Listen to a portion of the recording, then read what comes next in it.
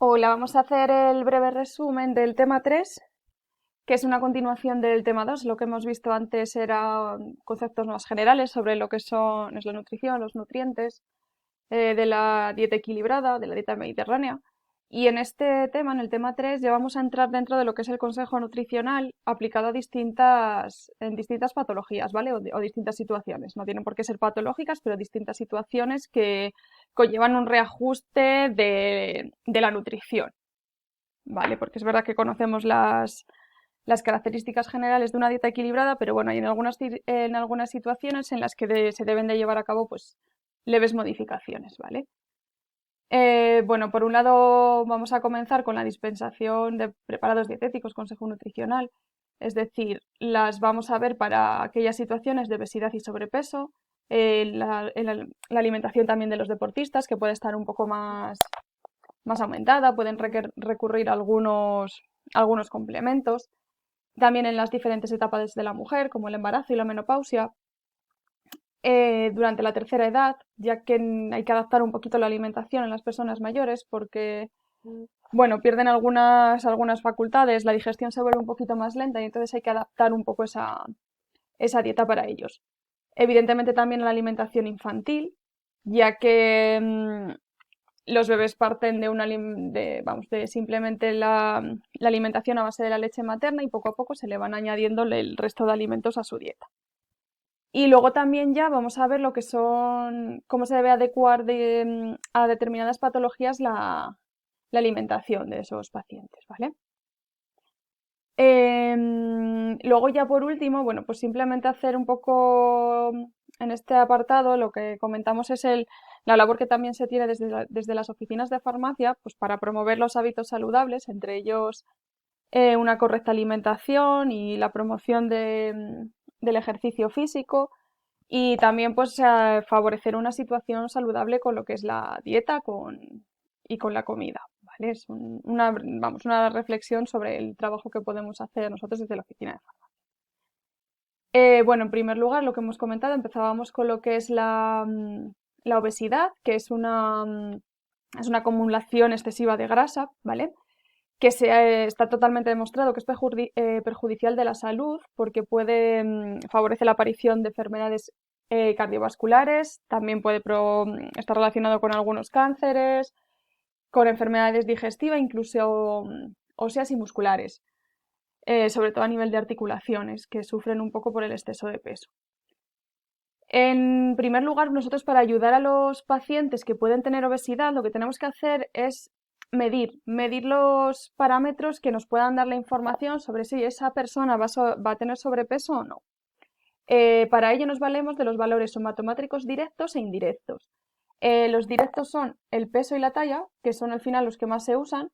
También el perímetro de la cintura, porque nos va a indicar la acumulación de grasa. Y luego también se puede tener en cuenta el perímetro de la muñeca, pero es verdad que no se usa tanto porque, bueno, sobre todo se usa normalmente al revés para casos de desnutrición en pequeñitos, pero bueno, es verdad que también al ser una zona que no tiene normalmente ni grasa ni prácticamente músculo, es casi el hueso sin más, también nos puede dar bastante información si esta está muy envuelta de grasa. Luego de los valores somatométricos indirectos, el que más se usa es el índice de masa corporal, que al final está relacionando los valores de peso y talla, que es el que nos puede dar o sea, la relación de estos dos son los que realmente nos va a poder dar un valor real de si puede haber una obesidad o no, es decir, el peso o la talla de forma aislada no nos lo puede dar. Puede haber una persona que pese 80 kilos, pero que mida 2 metros y pico, entonces evidentemente el peso y la talla de forma individual no nos dan esa información, que sí que si no nos la da el índice de masa corporal, que al final es el peso dividido la estatura al cuadrado, ¿vale?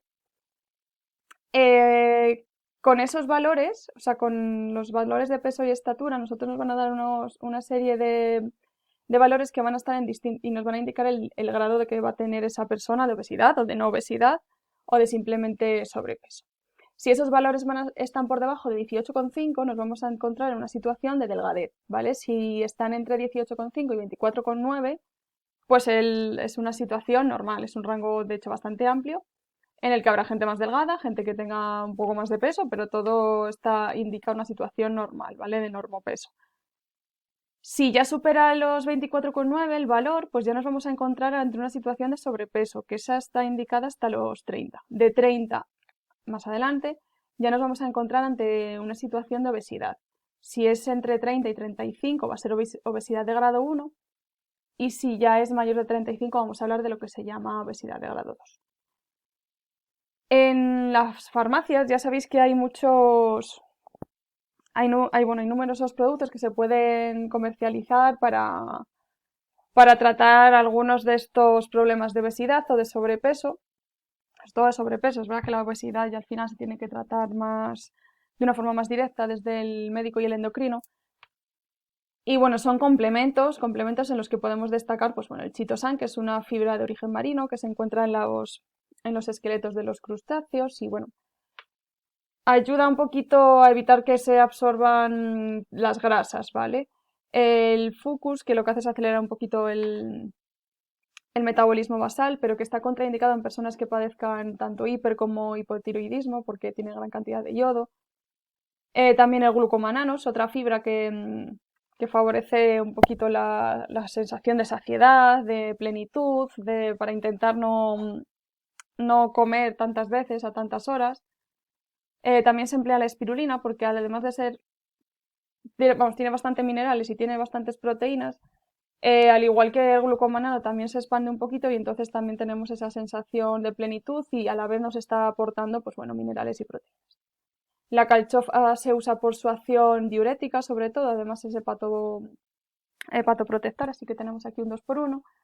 Y el té verde, pues bueno, por su acción antioxidante y sobre todo también que actúa como diurético también. Es decir, con diurético nos vamos a que favorece que no se produzca retención de líquidos, que muchas veces a algunas personas que tienen sobrepeso lo que realmente puede pasarles es que tengan un exceso de líquidos, de retención de líquidos en el cuerpo. Luego también están los productos sustitutivos de las comidas, que suelen ser barritas, geles o como papillas, que lo que hacen es sustituir una comida completa, para ayudar un poquito a la gente a que tenga un poquito más de orden a la hora de la gente que le cuesta a lo mejor cocinar, hacer dietas o tal, que no quiere estar pendiente, pues utilizan estos métodos, ¿no? Toman esa barrita, toman ese batido y así tienen un poquito más ordenado el proceso a la hora de perder peso, ¿vale? Y luego los edulcorantes también, ya que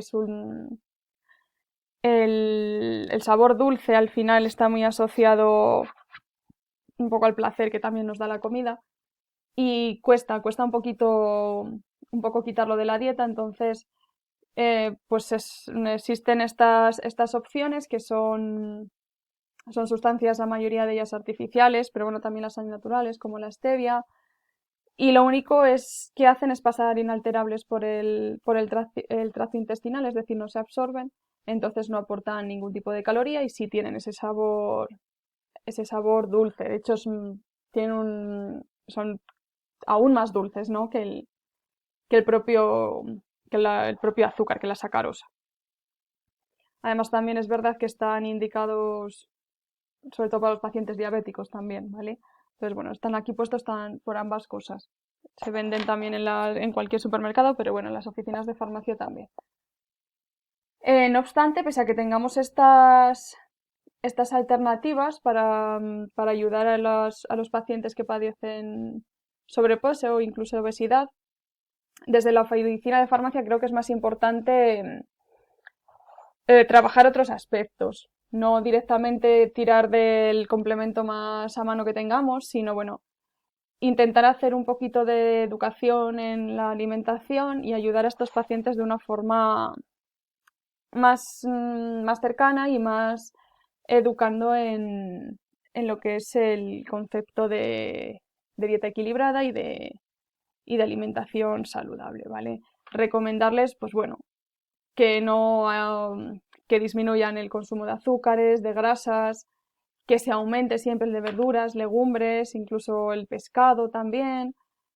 Em, es verdad que siempre van a tener que tener las calorías restringidas, pero bueno, hacerlo de una forma que sea favorable, marcando siempre objetivos pequeños, no inalcanzables, para que tampoco les produzca una sensación de fracaso, porque muchas veces es verdad que con las dietas la gente recae, es verdad que es una palabra así un poco extraña, recae, simplemente porque a veces es un objetivo inabarcable, pasar del 100 al 0 es muy difícil. Entonces es mejor, pues eso, intentar marcarles unos objetivos que ellos puedan, que se puedan llevar a corto plazo, pero que sean sencillos. No marcar un objetivo muy grande, sino ir quitando las cosas poco a poco. Porque es verdad que restringir calorías da hambre, no es broma, y entonces pues hay que intentar que esto no nos produzca ni ansiedad ni nada parecido. La recomendación segunda que tenemos que hacer, evidentemente, recomendar el ejercicio físico.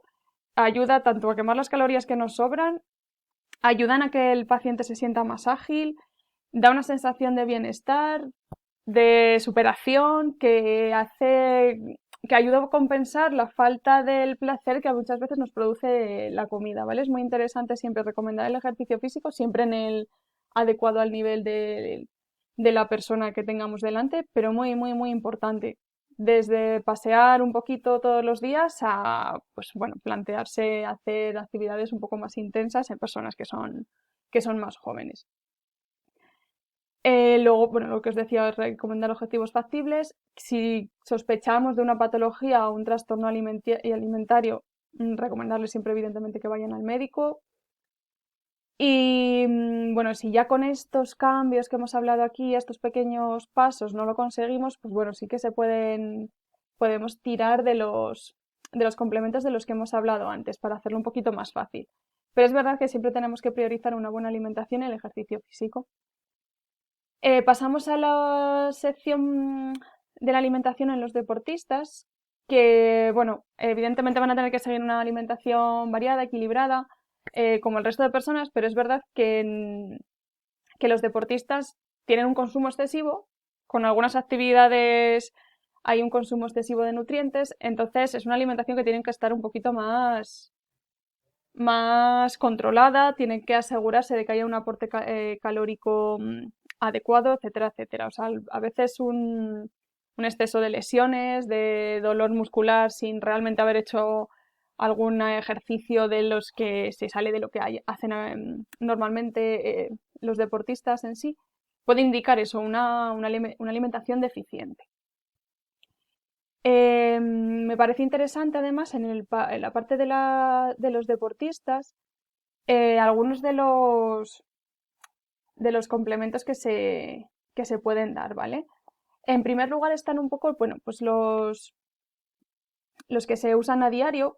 Es verdad que todo depende de la intensidad del ejercicio, pero bueno, estamos hablando a lo mejor de personas que hacen pues bici de 60 kilómetros, 90, corredores, maratonianos y todo esto, que es verdad que a lo mejor es un poco más excesivo, que a lo mejor una persona que practica deporte todos los días, pero de una forma más suave, pues no los necesitaría, pero se nos puede dar la situación eso de gente que haga bastante más ejercicio y que sí que necesiten algunos complementos nutricionales diarios, que realmente lo que van a necesitar pues van a ser un poquito de magnesio y vitaminas del grupo B y C, simplemente porque se agotan. Al hacer ejercicio físico, pues es verdad que estas tres, o sea, tanto el magnesio porque está implicado en la contractilidad cardíaca muscular, se puede agotar, entonces bueno, se puede notar esa sensación de cansancio, etcétera, etcétera. Y lo mismo pues puede pasar con las vitaminas del grupo B y C. Entonces, algunas veces, pues bueno, si sabemos de un paciente o que está preparando una carrera y ahora están haciendo más esfuerzo, sí que se recomienda hacer un poquito de suplementación con magnesio y bueno, las vitaminas al final no es tan importante, pero sí que me parece importante lo del magnesio porque es verdad que sí que se ha demostrado que puede quedarse en un poquito de déficit en estas personas. Y luego están los complementos de refuerzo en el ejercicio, que son bueno, los geles, las barritas, para tener un aporte rápido de glucosa y minerales, pues en el momento justo antes de hacer el ejercicio, durante e incluso después, ¿vale? Son, pues bueno, vienen en un formato fácil de tomar para que sea rápido y cubra las necesidades de ese momento. Bueno, aquí pues me gusta también eso, comentaros un poco lo que nos podemos encontrar, que es verdad que a veces tenemos que insistir en la correcta alimentación de este grupo de pacientes, porque siempre hay un grupillo, a lo mejor, que, bueno, ya sabéis que seguramente hay mucha gente que relaciona el deporte con la pérdida de peso. Y eso puede llevar un poco, a veces, no siempre, evidentemente, a la obsesión y a machacarse un poco de más y a no comer lo suficiente. O sea, gente que hace mucho deporte, pero luego deja de lado un poquito lo que es la alimentación, se queda corta y empiezan a aparecer lo que os comentaba antes, lesiones, y en mujeres lo que suele aparecer es la amenorrea hipotalámica, es decir, desaparece la menstruación, pero como desaparece la menstruación también desaparece las hormonas como los estrógenos, que al final son protectoras en nuestro caso, ¿vale? En el caso de las mujeres. Entonces, bueno, insistir si veis alguna situación de estas, si os comentan algo, pues estudiar un poquillo el caso y, y asegurarnos que que el deportista está tomando la cantidad suficiente de alimentos y de hidratos de carbono, que es al final lo que más rápido se quema cuando hacemos ejercicio. Pasamos también a las etapas de la mujer, que como os comenté antes, claro, pueden pasar por el embarazo, lactancia y menopausia. En el embarazo, bueno, pues es verdad que cada vez a veces aparecen como más alimentos prohibidos y más cosas que hay que hacer, pero bueno, al final es un poquito, es más sencillo. O sea, tienen que llevar una dieta equilibrada. Es verdad que siempre además están controladas por la matrona y las ginecólogas, o sea que no suele haber ningún problema. Pero bueno, es verdad que hay algunos consejillos que les podemos dar porque el embarazo conlleva una serie de procesos en los que la alimentación les puede ayudar. Por ejemplo, el consumo de fibra, porque a veces se parece un poquito de estreñimiento. También ayudarles a que no aumenten de peso, pero bueno, es verdad que eso siempre se lo van a controlar desde la matrona. Y luego, bueno, en las embarazadas hay que suplementar siempre con ácido fólico, incluso antes, preferiblemente antes de que se queden embarazadas, pero bueno, si no, pues a partir del primer mes de embarazo se suplementa con ácido fólico. En el caso de que tengan anemia, y es verdad que hay algunas que necesitan un aporte extra de hierro, y otras pacientes, además, para garantizar la función tiroidea, también se les suministra yodo. Es verdad que en la mayoría de complementos alimenticios que hay para embarazadas contienen las tres cosas, así un poquito de una forma general, pero bueno, el ácido fólico y el yodo, en caso de que sean necesarios, siempre son suministrados directamente por los médicos, o sea que eso no hay problema. Pero bueno, hay algunos complementos un poquito más completos, con más vitaminas, etcétera, pero lo esencial es el ácido fólico siempre y luego a mayores, pues en algunos casos hierro y yodo. Y lo que os decía también, aumentar un poquito la cantidad de fibra porque suele ser un proceso que va acompañado de un poquito de estreñimiento. Además, pues bueno, nos va a ayudar un poquito a controlar los niveles de azúcar. Y bueno, recordar lo que no se puede tomar también durante el embarazo, porque es verdad que a veces nos consultan estas cosas. No tomar queso sin pasteurizar, no tomar ahumados para evitar la presencia de listeria, cocinar bien la carne, que nunca esté cruda, no consumirla cruda por el riesgo de toxoplasma.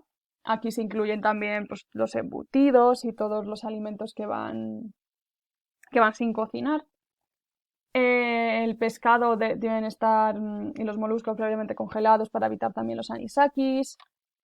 Evitar también los pescados que contienen gran cantidad de mercurio, que son al final pues, los tunicados, o sea, los peces muy grandes, los de gran tamaño, los atunes y los peces espada, estos son los peces que más mercurio acumulan. Y luego, bueno, recomendar siempre que los vegetales deben estar bien limpios para asegurarnos de que no de que no queda ninguna bacteria, que se debe de moderar el consumo de café. No está prohibido, pero es verdad que no se puede tomar tanto como a lo mejor tomaban sin estar embarazadas. Y evidentemente que no se puede consumir alcohol ni tabaco. Durante la lactancia materna se relajan un poco las medidas. Es verdad que se sigue sin poder, es recomendable no se puede tomar ni alcohol ni tabaco. Y bueno, luego es verdad que algunos alimentos pueden influir sobre el sabor, como las alcachofas, los rábanos, algunos de los compuestos que tienen, pues bueno, se pasan a la leche y pueden transmitir esos sabores los pueden notar el lactante y pueden rechazar esa leche, ¿vale? Simplemente, bueno, considerarlo. Y claro que no se puede tomar ni alcohol, ni drogas, tabaco, etcétera, pero bueno, eso es evidente. Y luego la menopausia, pues es verdad que es un proceso, un momento por el que pasa la mujer en el que descienden de forma drástica los niveles de estrógenos e implican una serie de cambios importantes en su cuerpo. Es un momento en el que, evidentemente, a lo largo de toda la vida de la mujer, la alimentación debe ser equilibrada, pero en este caso un poquito más, porque cambia de una forma bastante considerable. Se ralentiza un poquito el metabolismo y se suele acumular más cantidad de grasa.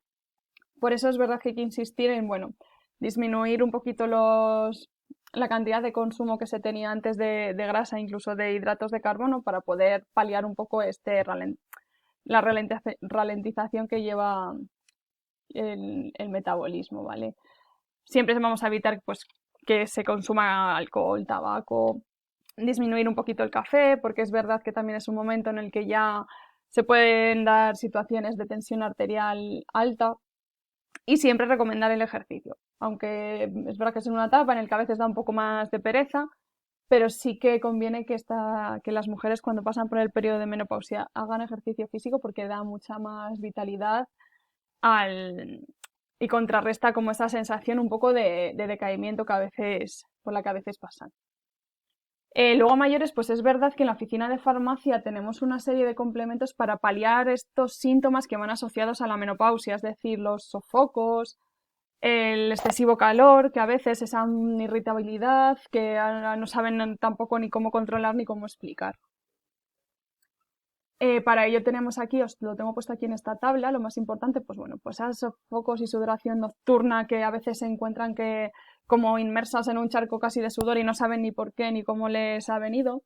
Bueno, pues hay algunos complementos de fitoterapia que vienen muy bien, como las isoflavonas de soja, el aceite de onagra, la salvia, el lúpulo y luego la vitamina E y la vitamina 6 que también ayudan a controlar un poco este proceso. Luego también se puede producir sequedad vaginal, entonces podríamos recomendarle algunas de las fórmulas hidratantes y lubricantes que existen. En casos de que haya insomnio y ansiedad, pues o bien combinar con este posible tratamiento, pues melatonina y algunas otras plantas que sean más calmantes, ¿vale? Que puede ser, pues si solamente tiene insomnio y esa edad, pues se pueden dar individuales, pero muchas veces vienen combinadas, ¿vale? Para que sea un poquito más completo.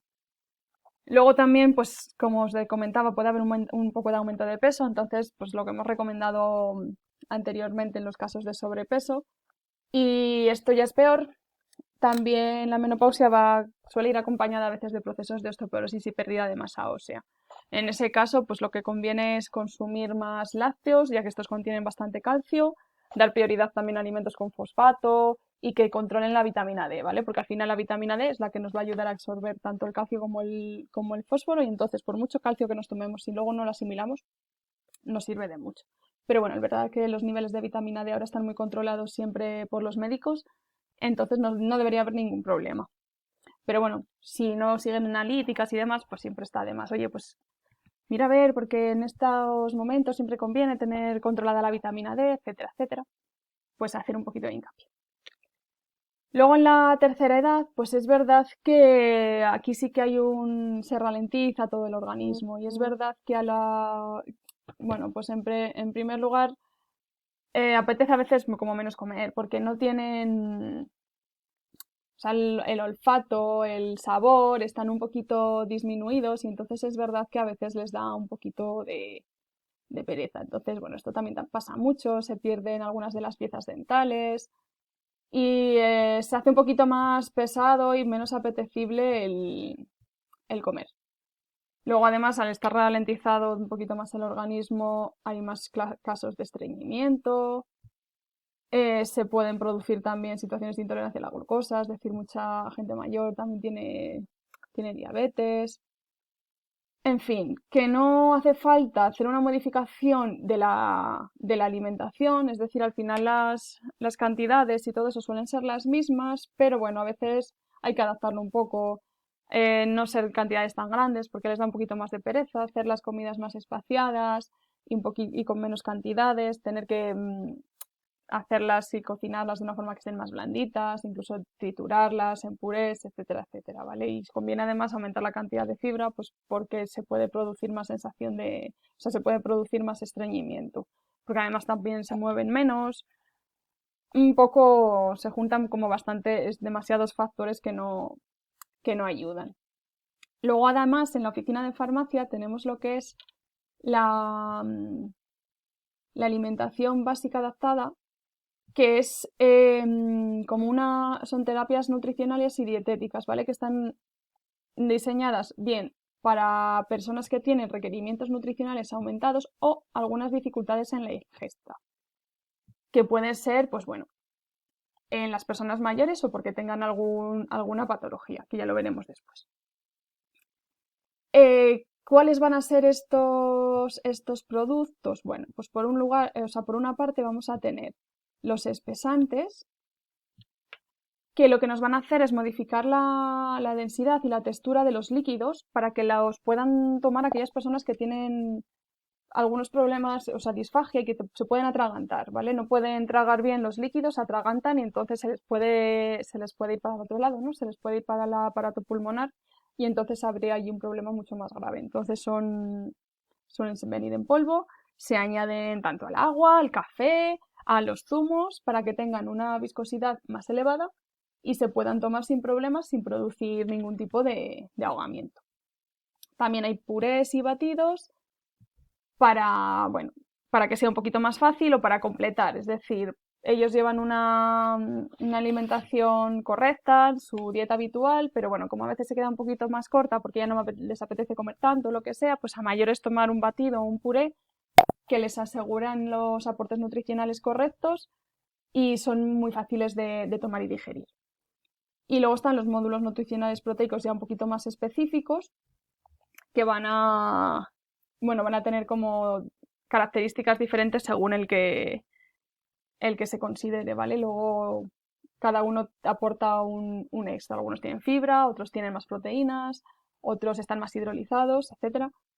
Y luego también, bueno, los suplementos orales que normalmente están relacionados pues con la pérdida de la visión, son vitaminas para la vista, para la audición, etcétera, etcétera, ¿vale?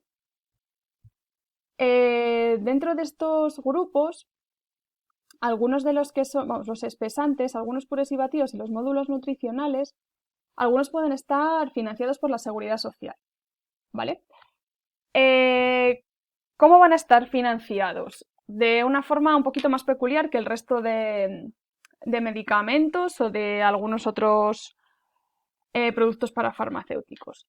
Para que estén financiados se va a necesitar siempre que la receta sea una receta oficial y visada por inspección médica. ¿Qué quiere decir esto? Para que esté visada por inspección, lo ha tenido que mandar un especialista, ha tenido que realizar un informe para que el inspector con ese informe vise esa receta, o sea, emita un visado oficial y entonces así sí que podamos nosotros dispensar esos productos. Estos visados se van a poder hacer bien de forma manual, ¿no? Como podemos entender, que serían las recetas de papel, pero también se pueden hacer visados en receta electrónica, ¿vale? En cualquiera de los dos formatos. Y luego, por cada receta, vamos a poder prescribir hasta 4 unidades. Es decir, En una receta nosotros nos pueden venir 6, 7, 800 unidades, pero en una receta de papel, ¿vale? En una receta de papel nosotros solo vamos a poder dar hasta 4 unidades de ese producto. Si pone una, si pone dos y si pone tres. Pero si pusiese 8, si pusiese 900, no podríamos dispensar más que 4, ¿vale? De hecho, no se pueden visar más que 4 unidades, o sea que no habría problema. Pero bueno, imaginaros una situación en la que viene un paciente y dice, ay, es que me han mandado este batido y me ha dicho el médico que me tengo que llevar 8 cajas. Y dices, ay, no, pues es que te falta el visado, tienen que hacerte primero el visado. Dicen, ah, no, pero vete pidiéndome ya las 8 cajas porque es que lo necesito ya de ya. Bueno, pues no, le pedimos 4 cajas porque ya os digo que no se puede hacer, ¿vale? Solamente se pueden dar hasta 4. ¿Qué más en estas situaciones? Tenemos la opción de poder sustituir los sabores. ¿Qué va a pasar con este tipo de alimentos? Pues bueno, van a tener normalmente pues, sabor vainilla, sabor chocolate, sabor multifrutas, fresa, plátano, me da igual.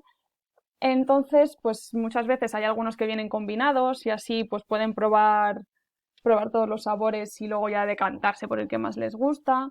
O prefieren el de chocolate, pero bueno, algunas veces acaban ya hartos y quieren cambiarlo.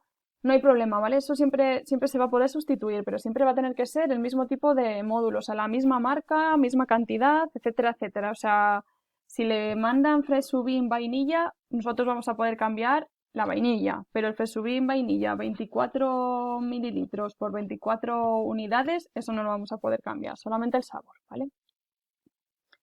Y luego son productos que están exentos de aportación. Es decir, ya veréis en oficina de farmacia los TSIs y los distintos tramos en los que se dividen los pacientes, que en cada tramo tienen que pagar un porcentaje correspondiente, pero en el caso de los productos dietoterápicos, de los alimentos, no tienen que pagar absolutamente nada siempre y cuando esté recetado como hemos visto aquí, ¿vale? Dicho esto, pasamos ya también ahora a la alimentación infantil, que bueno, empieza siempre desde el nacimiento del primer año de vida y podemos distinguir dos etapas. El periodo lácteo, que abarca pues, hasta los 5 meses, que es de que nacen hasta los 5 o 6 meses, y el periodo de destete, que es a partir de los 6 meses de edad, en el que la leche materna o la leche de fórmula ya se queda corta y se deben ir introduciendo distintos alimentos.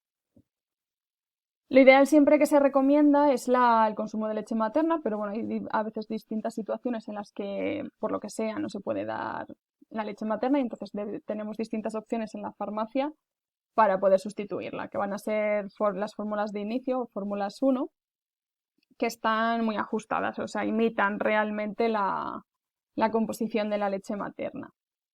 Bueno, os lo tengo puesto un poco por curiosidad, o sea, no tenéis que saberos las calorías o las cantidades que van a tener de cada cosa, pero bueno, para que supieseis un poquito por dónde iban las cosas, ¿vale?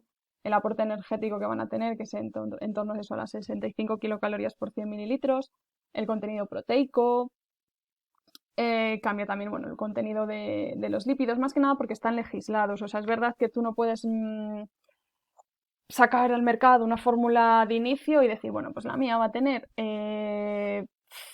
200 kilocalorías por 100 mililitros porque yo quiero. No, no puede ser, ¿vale? Es verdad que las fórmulas de inicio están muy legisladas, están reguladas y pueden variar un poquito. Es verdad que os pongo en torno porque pueden ser un poquito más por arriba, un poquito más por abajo, pero siempre están todas muy próximas y todas se parecen mucho. Sí que bueno, comentaros que es verdad que pues los ácidos grasos esenciales siempre los van a contener, el ácido linoleico, el alfa-linoleico. Y bueno, pues oye, el contenido de carbohidratos, que no suelen tener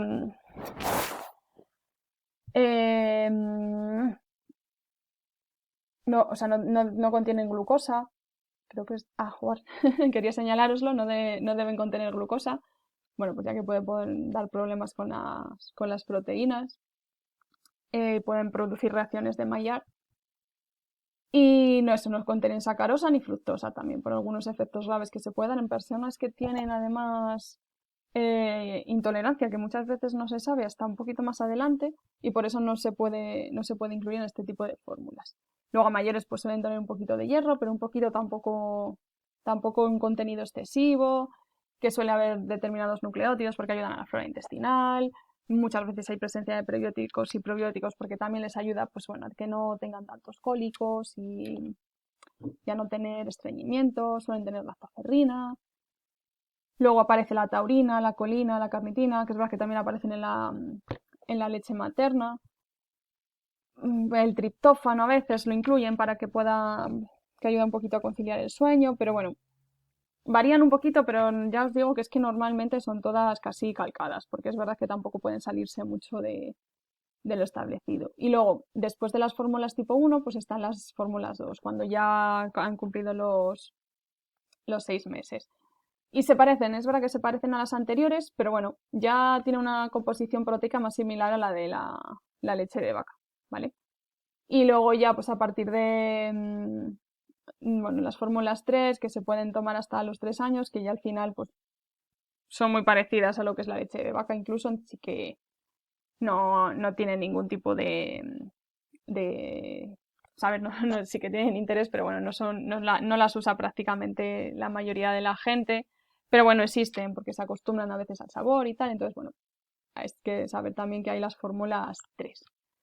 Y luego lo que sí que me interesa es también que conozcáis que además de estas fórmulas normales, por así decirlo, las que tomarían todos los bebés, también hay otras fórmulas para casos un poquito más especiales. Las que se administran a prematuros o con bajo peso, las que no contienen lactosa, algunas especiales de antiestreñimiento, antirregurgitación para aquellos bebés que, porque a lo mejor tienen un poquito inmaduro todavía el sistema digestivo, vomitan mucho, no, cada vez que hacen una toma la echan, etcétera, etcétera. Las hipoalergénicas, estas están recomendadas para niños que tienen alergias a lo mejor a algunas de las proteínas de la leche. También hay fórmulas anticólicos y también las hay a base de proteínas vegetales, ¿vale? Luego también quería comentaros que, bueno, algunas de estas fórmulas, concretamente, estas son las que más importantes me parece, las de sin lactosa y las hipoalergénicas, pueden estar financiadas también por la Seguridad Social, ¿vale? De la misma manera de lo que os he comentado con los módulos nutricionales. Igual, con visado de inspección siempre y van a estar exentos de aportación. Claro, el visado lo va a tener que hacer el especialista, ya sea el pediatra o ya sea un especialista de digestivo. Pero claro, se pueden comprar sin ningún problema estas fórmulas, pero si el bebé tiene alguna patología de base, se ve que no puede digerir la lactosa o tiene alguna alergia a determinada proteína, pues se les pueden prescribir este tipo de fórmulas para que las tomen de forma habitual, ¿vale? Sin tener que pagar absolutamente nada y vamos, con cargo a la seguridad social. Bueno, luego a mayores también conviene conocer, bueno, un poquito los alimentos que se van dando según van creciendo los bebés, que siempre van a empezar con la leche materna hasta los 6 meses o las fórmulas adaptadas en función de si se puede dar o no leche materna o si se van alternando las dos cosas. Y luego pues que se va añadiendo pues distintos grupos, los cereales, las frutas, las hortalizas, que son los primeros que se van poniendo a partir de los 6, pues las legumbres, el pollo, los pescados, incluso el aceite de oliva. Los cereales es verdad que vienen aquí conjuntamente, pero se suele empezar por cereales sin gluten y luego ya se incluyen los cereales con gluten. Luego ya a partir del año ya se puede introducir la leche, los yogures, incluso los quesos. Y luego ya lo que sí que vamos a evitar siempre, ya cuando sean más mayores, pues bueno, siempre los frutos secos para que no se atraganten, ¿vale? Porque es verdad que bueno, siempre da un poquito más de miedo. Y bueno, tampoco se recomienda ni la manzana ni la zanahoria, también por la consistencia que tienen, ¿vale? Que se les puede quedar ahí trabada y atragantada. Y bueno, se recomienda pues eso, seguir una alimentación también equilibrada para los pequeñajos. Entonces, pues algunos alimentos superfluos como son los azúcares la bollería, galletas y embutidos, pues bueno, como con los adultos, intentar evitarlos en la medida de lo posible, introducirlos por lo tanto cuanto más tarde y siempre en cantidades pues muy pequeñitas. Algunas cosas que también hay que tener en cuenta, pues bueno, que se deben evitar las verduras de hojas verdes porque pueden, para evitar el riesgo de metahemoglobinemia, que tampoco, igual que con las embarazadas, no consumir los pescados que acumulan grandes cantidades de mercurio, no dar miel porque a veces, es verdad que alguna miel viene completamente ya sin ningún riesgo, pero bueno, es verdad que en muchos sitios, al ser un producto así un poquito más natural y que no está muy procesado, pues hay riesgo de que haya esporas de Clostridium botulinum, que en un sistema digestivo maduro no pasa absolutamente nada, son eliminadas, pero en el de un bebé sí que puede dar problemas y bueno, al final produce el botulismo y es algo que se debe evitar de cualquier manera. Y bueno, recordaros que, claro, los alimentos hay una cantidad de alimentos infantiles que se pueden adquirir en las farmacias. Vamos, los conocemos como los potitos de toda la vida y algunos zumos y papillas que se ajustan a estas recomendaciones, ¿vale? Para ir introduciendo también distintos alimentos en los bebés. Luego también hay algunas infusiones que son específicas para los pequeñines, que suelen ser, bueno, para los gases que tienen manzanilla y hinojo, para el estreñimiento con ciruela, tamarindo, kiwi y, bueno, para dormir con tila, melisa y manzanilla, que se pueden dar eso desde el primer mes. Pasamos ahora a las distintas patologías en las que nosotros podemos intervenir como agentes sanitarios y os doy aquí algunos consejos de cómo podemos hacerlo. La primera en la que hay una intervención clara y directa con la alimentación es en las enfermedades cardiovasculares, ¿vale? Son enfermedades que cada vez hay más. De hecho, es la primera causa de muerte actualmente en los países industrializados, incluido España. Y bueno, es verdad que hay una relación muy directa con la alimentación. Es decir, las enfermedades, la mayoría de las enfermedades cardiovasculares están estrictamente relacionadas con el proceso de aterosclerosis de las arterias, es decir, del endurecimiento que se produce de este, y que a mayores, además del proceso de arteriosclerosis, también se acumulan las placas de ateroma, perdón, que están relacionadas con la fracción de colesterol. Entonces, en enfermedades cardiovasculares vamos a tener siempre que aconsejar a nuestros pacientes que disminuyan la cantidad de colesterol en su dieta. Intentar también disminuir la cantidad de proteínas, porque es verdad que, igual que comentábamos en el tema anterior, que la dieta mediterránea es una dieta muy equilibrada, que tiene un bajo consumo de proteínas, eso se parece ser que se ha olvidado bastante en España y en el resto de países, claro, y el consumo de proteínas excede bastante más el que se esperaba. Y esto también afecta al proceso de arteriosclerosis, ¿vale? Que además conducen eso a la hipertensión y encima también a la diabetes. Ya sabemos que el consumo de hidratos de carbono tiene que ser alto siempre en una dieta equilibrada, pero estos hidratos de carbono tienen que provenir de cereales integrales, de frutas, verduras y legumbres, no de azúcares simples, que muchas veces confundimos una cosa con la otra, ¿vale? Tiene que venir de este tipo de alimentos. Para el riesgo de enfermedad cardiovascular, pues bueno, debemos tener en cuenta distintos factores que se pueden combinar para que se dé la enfermedad. Lo primero, factores personales, sexo, es más habitual en hombres, la edad es más habitual en personas de avanzada ya edad, que haya antecedentes familiares, gente que parece que apnea del sueño tiene más predisposición a sufrirlos. Bueno, y quien ya evidentemente padece una enfermedad cardiovascular o ha tenido algún accidente cardiovascular previamente. Luego hay factores de riesgo directos que están muy relacionados con el estilo de vida, es decir, tener niveles elevados de colesterol, que van a estar relacionados con el tipo de alimentación, El tabaquismo también, porque ayuda al proceso de arteriosclerosis, es decir, al endurecimiento de las arterias. La hipertensión, diabetes, etcétera. Todo esto no favorece nada el... Al revés, no es que no favorezca, predispone de padecer alguna enfermedad cardiovascular. Y luego algunos indirectos pues son al final el sedentarismo, la obesidad, el estrés o algunos medicamentos que ahí a veces es verdad que no se puede evitar, ¿no? Pero es verdad que las enfermedades cardiovasculares están muy relacionadas con el estilo de vida y con la alimentación saludable y con el ejercicio físico. Entonces, desde la oficina de farmacia, en estos casos debemos hacer, bueno, un poquito de hincapié en restringir un poquito el contenido calórico en algunos pacientes. Recomendar siempre que la grasa de elección sea el aceite de oliva, que además es verdad que sé que ahora que está muy caro, pero es verdad que al menos aquí en España pues estamos muy acostumbrados a él y debe ser nuestro aceite de elección, siempre antes que cualquiera de origen animal y dentro, o sea, se evitarán el resto de aceites vegetales. Es verdad que no, también se puede consumir el aceite de girasol, sésamo, etcétera, etcétera, pero sí que se deben de evitar el de palma, ¿vale? El aceite de palma se debe evitar también porque al final son muchas grasas, tiene un balance de grasas saturadas muy por encima.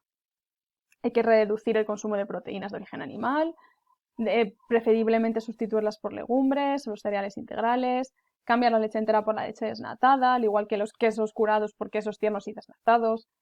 Limitar el consumo de huevo a 2 o 3 veces por semana solamente, aunque es verdad que el huevo tiene un balance luego al final bastante adecuado de colesterol, pero bueno, una vez que ya estemos en valores de colesterol alto, pues es mejor restringirlo a estos números. Aumentar siempre frutas, verduras, además que sean frescas, aumentar cereales, aumentar legumbres, meter siempre alimentos integrales, limitar, bueno, eh, aquí os pongo no deben consumir, pero realmente hay que restringir el consumo de alcohol preferiblemente. A veces es complicado porque, bueno, hay gente que a lo mejor está acostumbrada a tomar una copa de vino con las comidas y bueno, pues tampoco nos vamos a poner estricto, pero lo ideal es restringirlo del todo, ¿vale? Sobre todo cuando hay riesgo de una enfermedad cardiovascular. Limitar el azúcar refinado muchísimo, bajar el consumo de sal, evidentemente eliminar todos los productos procesados e industriales porque tienen una cantidad elevada de azúcar refinado y sal que entonces vamos a contrarrestar todo lo que hagamos si luego vamos a tomar este tipo de productos. Intentar cocinar con la mínima cantidad de grasa, favoreciendo la cocción. Bueno, lo mismo, insistir en el consumo de fibra soluble para que disminuya evite un poco la absorción del colesterol. Luego ya, pues bueno, esto es lo que nosotros podemos hacer, pero bueno, os encontraréis situaciones en las que al final pues necesitarán a lo mejor algún medicamento para controlarlo, pero aún así, por mucho medicamento que tomen, siempre tenemos que insistir en este tipo de medidas, ¿vale? Con los pacientes que tengan algún riesgo de padecer una enfermedad cardiovascular o que incluso ya la hayan padecido. Otro grupo muy importante de enfermos son los diabéticos. Bueno, la diabetes es una enfermedad, son un conjunto de trastornos metabólicos en el que al final lo que ocurre es que hay unas concentraciones elevadas de glucosa en sangre, que puede ser bien porque la producción la producción de insulina es deficiente o porque se ha producido también una resistencia a la acción de la insulina.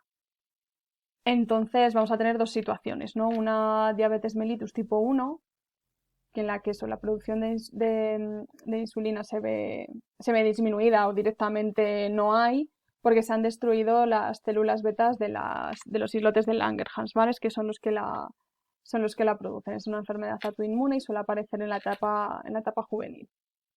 Y luego tenemos la diabetes mellitus tipo 2, en el que se ha producido una resistencia a la insulina. Es verdad que nuestras células beta del páncreas funcionan correctamente, pero ya nos hemos acostumbrado a determinados niveles de glucosa en sangre y entonces la insulina no es suficiente, no los baja como debería hacer, ¿vale?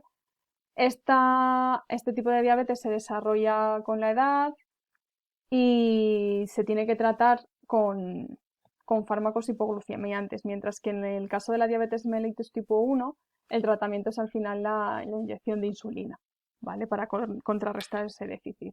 Luego, bueno, hay otras diabetes como la gestacional o por consecuencia, bueno, pues de otra patología endocrina transitoria, incluso por el consumo de algún fármaco, pero bueno, suelen ser reversibles y no suponer ningún problema, ¿vale?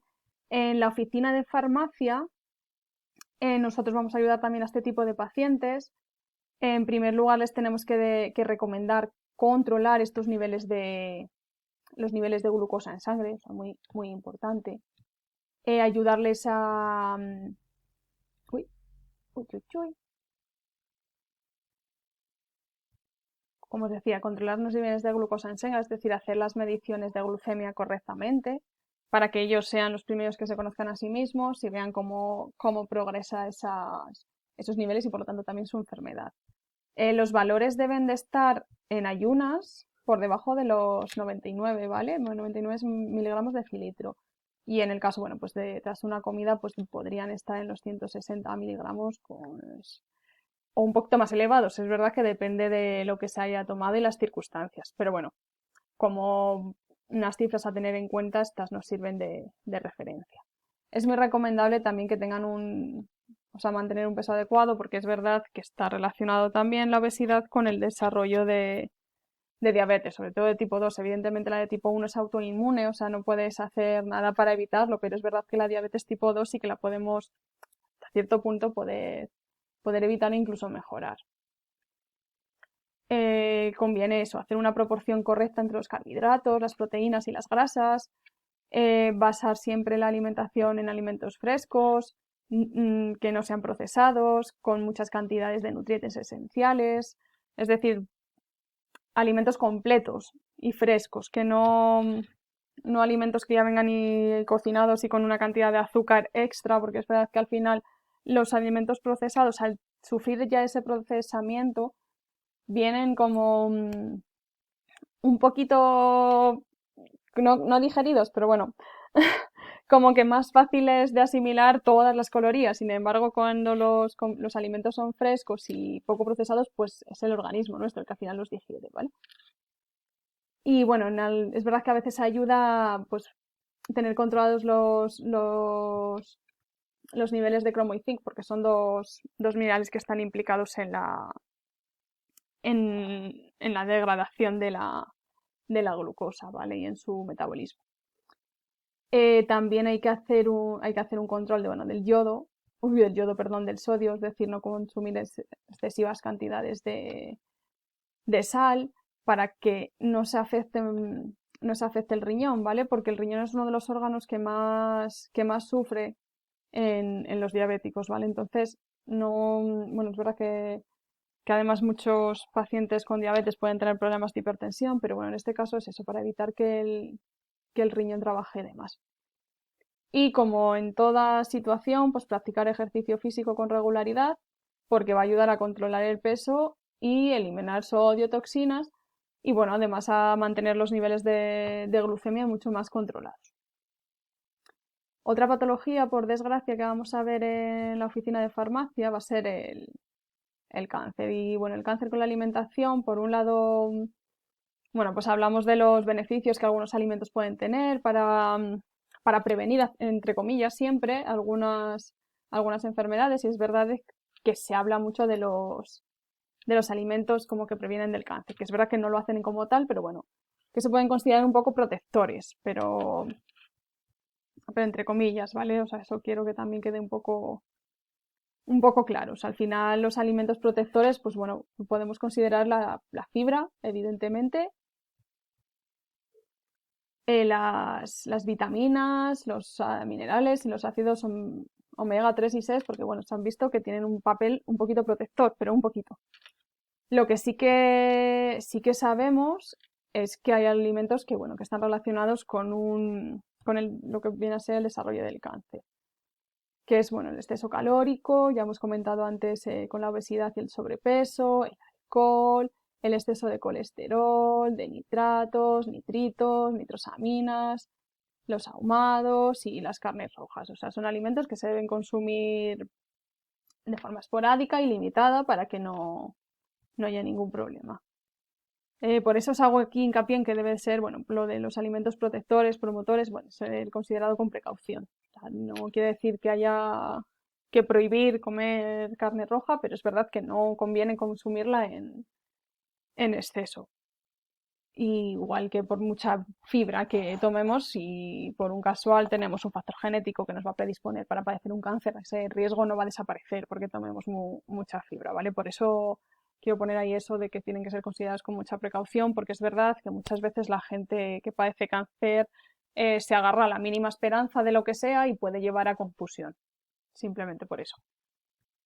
Em, Luego, a mayores, pues quiero comentaros lo que es el tratamiento nutricional de estos enfermos, porque en muchas situaciones, bien porque tienen un tumor que consume mucha energía, ya sabéis que muchas veces los pacientes con cáncer padecen como desnutrición, tienen una delgadez a veces extrema. Bien, por una parte por eso, porque los tratamientos son muy agresivos, quitan a veces el apetito, las ganas de comer, producen muchas náuseas, vómitos, pues bueno, se pueden producir estas situaciones en las que necesitan un aporte extra. Y en la oficina de farmacia, pues nosotros tenemos la opción, vamos, la opción de dar los mismos batidos que hemos comentado antes para las personas mayores. De la misma manera que se los dan a ellos, están financiados por la seguridad social y se los puede prescribir un médico siempre que sea necesario.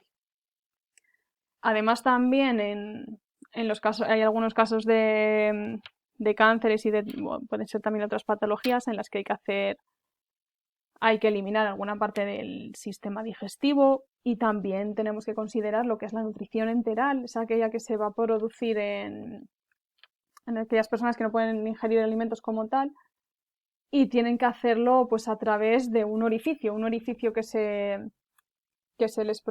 les hacen a los pacientes para poder administrar esta alimentación. Puede ser en líquido, en polvo, etcétera, etcétera. Y bueno, pues van a ser similares a los batidos anteriores, pero bueno, pues de nutrición enteral. Y luego también comentar eso que, bueno, se tienen que administrar evidentemente por sonda. Y bueno, es un tipo como de módulos nutricionales diferentes, ¿vale? Simplemente que son la nutrición enteral para estos casos. Y luego también, pues hablar de la nutrición parenteral, que está ahí directamente ya es por vía intravenosa, que normalmente en las farmacias no se tiene que preparar a nivel de farmacia hospitalaria, pero también que la conozcáis. Que en los casos de cáncer, pues bueno, por desgracia va a abarcar eso, desde batidos como los que se pueden suministrar a la gente mayor por simplemente el tipo de cáncer que tienen, que les quita un poquito el apetito, etcétera, etcétera, o ya un poco cosas un poco más serias para suplir algún problema que haya surgido en el aparato digestivo o bien ya directamente pues podemos hacerlo incluso por vía intravenosa. Luego ya, pues bueno, por último, comentar lo que son las enfermedades digestivas, que están también muy relacionadas con la nutrición, pero bueno, es verdad que aquí ya es un poquito en función de la patología y de cómo desarrolla cada paciente cada patología. Las enfermedades digestivas que vamos a tener en cuenta, pues van a ser la enfermedad de Crohn, la, uy, la colitis ulcerosa y el colon irritable. La principal diferencia entre ellas, el Crohn es una enfermedad autoinmune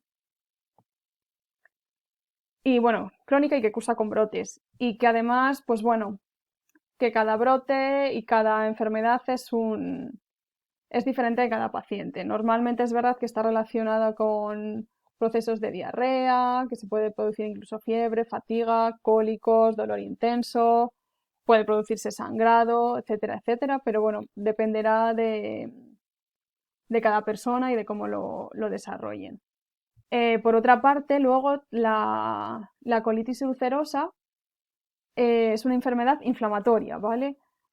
También va a cursar con brotes, pero no es autoinmune, como la que hemos visto anteriormente. Y es verdad que luego también es difícil a veces de, de controlar, porque hay gente que sí que sabe que se produce la inflamación por el consumo de determinados alimentos, porque tiene estrés, pero hay gente que no lo controla, no sabe cuándo le viene y es un poco complicado. Los síntomas al final, pues bueno, suelen ser siempre los mismos: diarrea, dolor, cólicos, flatulencias, abdominales, también se puede producir sangrado. Normalmente muchas veces también hay adelgazamiento en las tres que vamos a ver, porque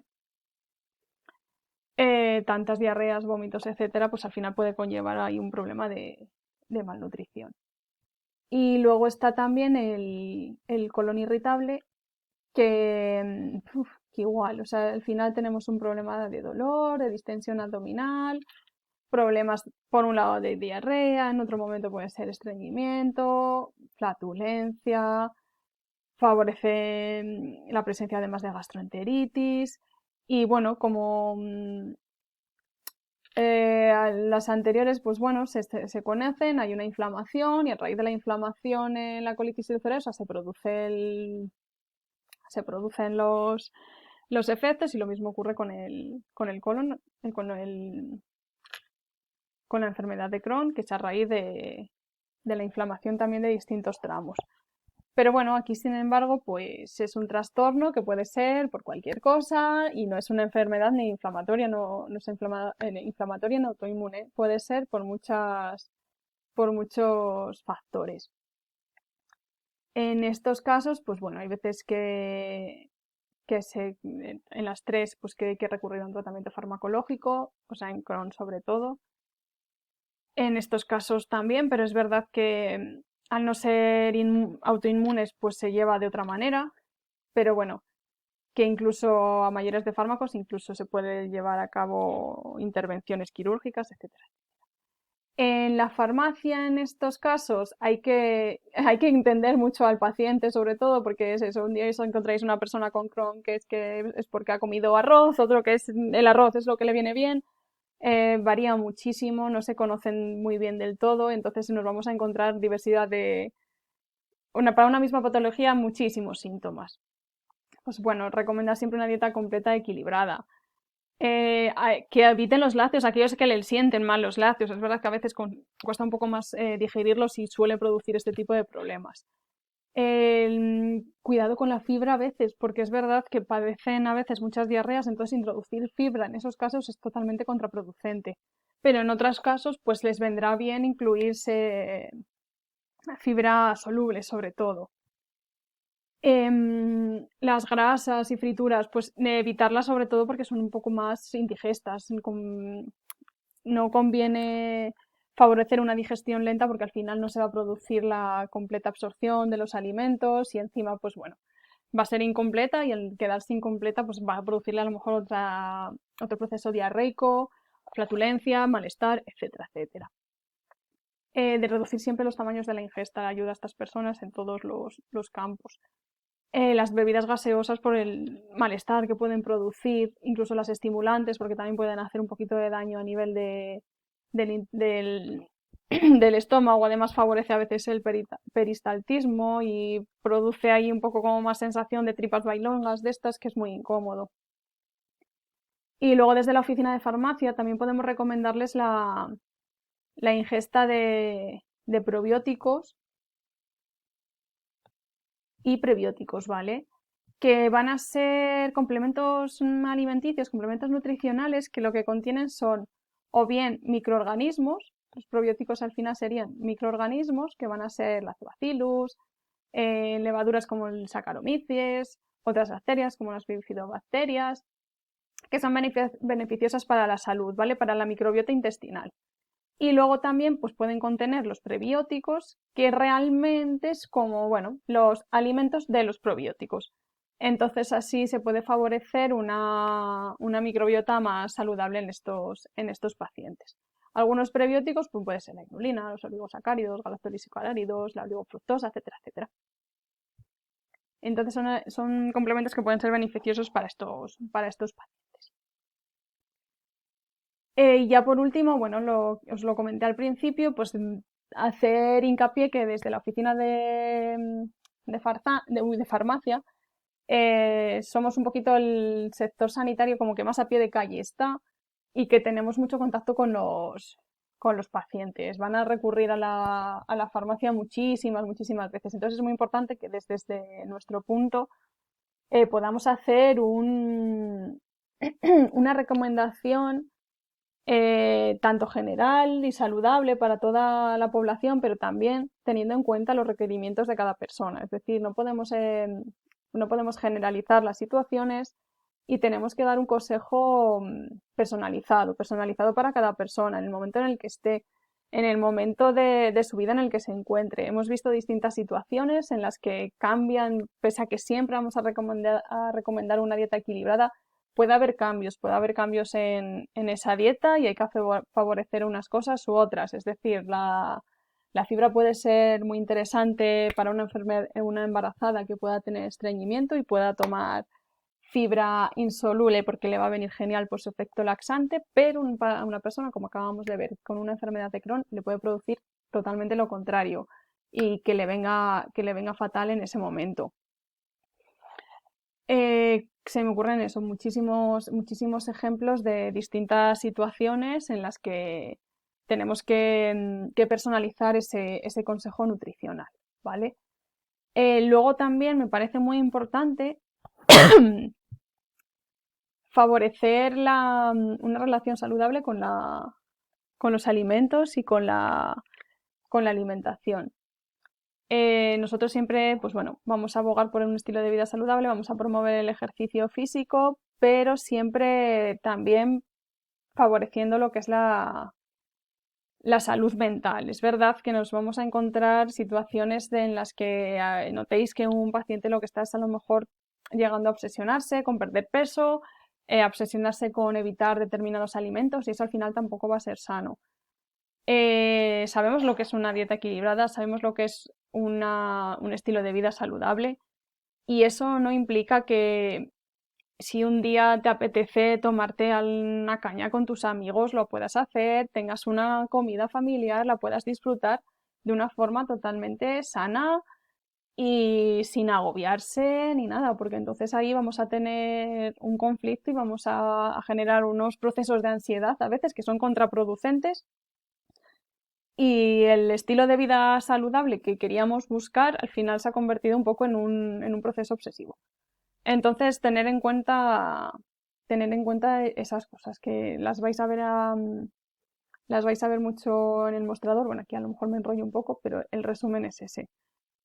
Favorecer siempre un estilo de vida saludable, pero estilo de vida saludable, tanto a nivel físico como psíquico. Y tener una buena relación con la comida. Así que nada, aquí os he dejado ya el resumen, me he enrollado un poco, como ya sabéis que suele pasar. Pero bueno, me parece un tema bastante interesante y del que tenemos mucho que aportar.